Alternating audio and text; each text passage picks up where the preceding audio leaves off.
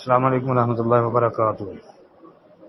دیکھا جی، سوال یہ تھا کہ نبی مکرم صلی اللہ علیہ وسلم نے فرمایا کہ تقسیم برابر کی کرو۔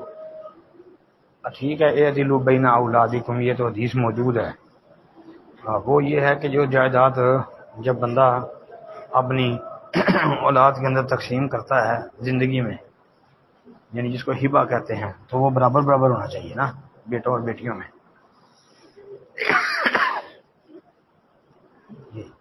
اور یہ آپ عیدی وغیرہ کی بات کر رہے ہیں کہ عید کے موقع پر جو بچوں کو پیسے وغیرہ دیے جاتے ہیں، ٹھیک ہے، یہ تو اچھی بات ہے۔ اگر آپ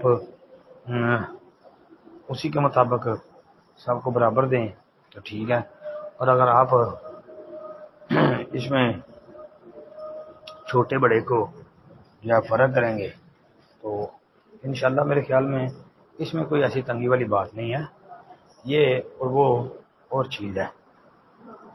باقی یہ اگر آپ حدیث کے مطابق یہ سمجھتے ہیں کہ میں جی سب کے اندر برابری کر دوں، یہ ٹھیک ہے، اچھی بات ہے، سب بچوں کے اندر برابری کر لیں۔ السلام علیکم ورحمۃ اللہ۔